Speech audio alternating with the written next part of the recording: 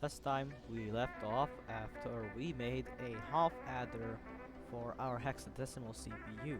However, if we want to store the value this actual ALU will produce, we have to make a RAM module.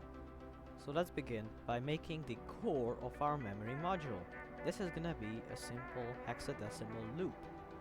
The way this loop works is very simple. All it takes is a signal strength input and the two comparators will automatically store the data for us. Now I'm also gonna add the piston so that we can also clear the data from this loop, otherwise it would be pretty hard to clear. Now let's add a way to also input this data very easily. We're gonna put a subtract mode comparator and then a piston with a redstone block next to it.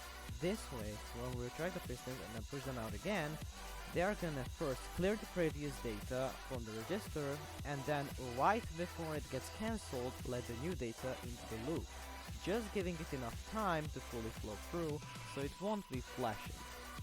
The mechanism for reading isn't any worse. It is basically the same cancelled comparator, which uses a piston and a redstone block to cancel it, so not letting the data through.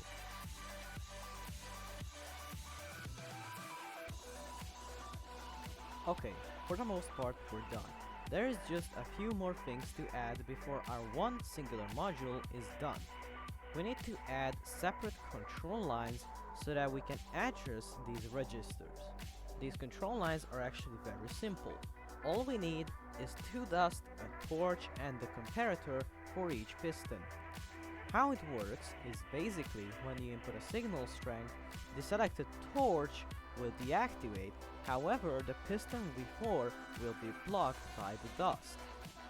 In total, we need 3 control lines for each side of the registers as we're making dual registers.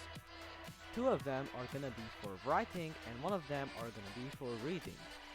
I'm just gonna quickly use word edit so that I can copy paste one side and I don't have to build it from bottom up again.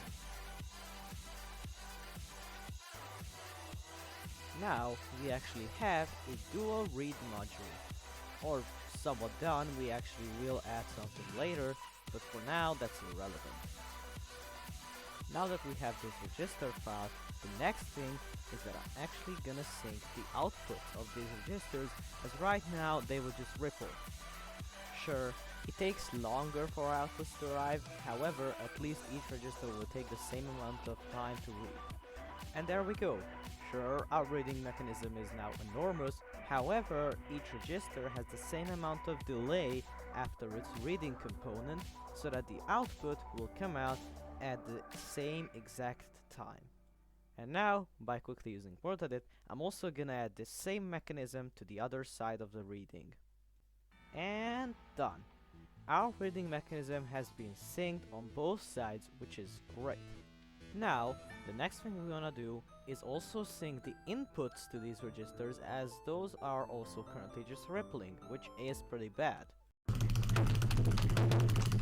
And there we go.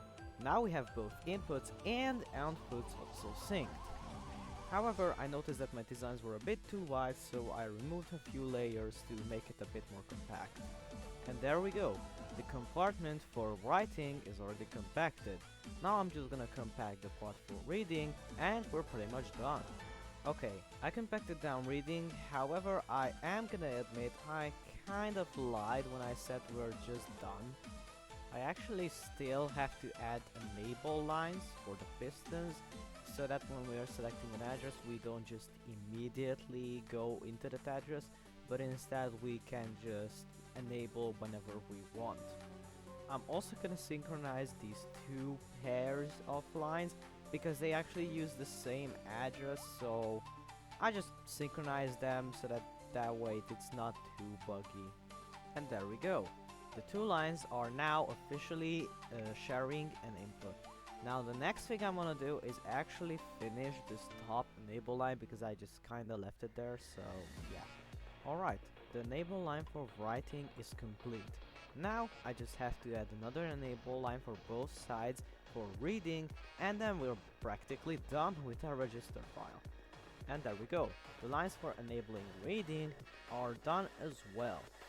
Wow, this was a very long time indeed. It actually took me like around 30 minutes off camera to do the whole thing. But to be honest, it was actually a very fun journey making this register file and of course making the ALE previously. And of course, this isn't the last part. I'm still very far away from completing this CPU. In the next part, I'm probably gonna go over and maybe even finish and make an actual full adder. Anyway, thanks for watching. Tune in for the next part by pressing the subscribe button, and I hope you enjoyed this video. Peace out.